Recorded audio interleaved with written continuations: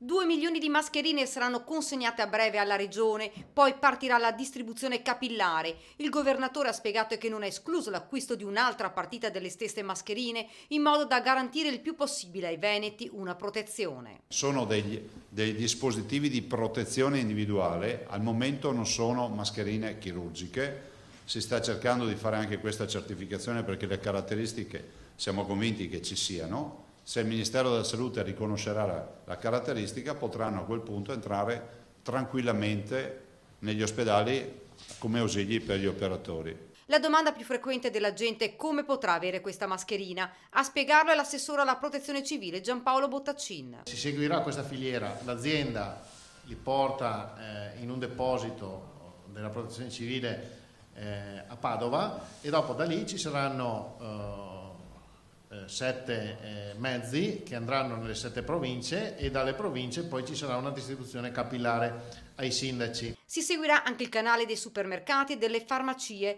L'assessore ha poi invitato la cittadinanza a non acquistare tanti pacchi di mascherine per famiglia perché si priverebbe altre persone ad averle, mentre il presidente ha voluto ringraziare i tanti donatori che stanno contribuendo in questo momento di emergenza. Devo ringraziare tutti i donatori. Sono tanti e se qualcuno è in animo di farlo, fatelo.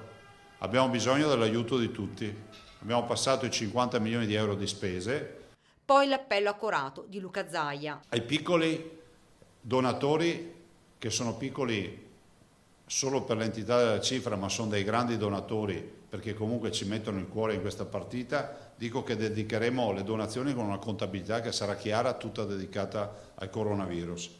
Ai grandi donatori, a quelli che propongono delle grandi cifre, e ce ne abbiamo, da $500.000 a $1 milione, ho detto, e quello che dico a tutti quelli che magari mi stanno ascoltando, che c'è un'opportunità di comprare postazioni intere di terapia intensiva. Una postazione di terapia intensiva costa 66.000 euro, un donatore ne ha già acquistate 20 e sembra davvero assurdo, ma questa è una delle necessità principali in questa emergenza. Altro discorso, spiega Zaia, è la questione tampone e kit. Il tampone riesce ad individuare con tutte le difficoltà, perché il tampone significa avere un operatore che ti infila i tamponi almeno in una delle 2 narici, in gola, li metti in una provetta, vanno in laboratorio, fa l'analisi e tutto e ti danno il risultato. Ecco, i tamponi riescono a identificarci il soggetto asintomatico ma che è positivo. Il kit, ovvero la puntura sul dito, la goccia di sangue e il test rapido da 10 minuti, un quarto d'ora, ci identifica il positivo che ha già sviluppato anticorpi. Sono 2 scenari di pazienti completamente diversi, ha precisato, molti asintomatici che non hanno gli anticorpi e che sono positivi con il kit non si trovano, altrimenti non avremo la necessità, dice, di effettuare i tamponi.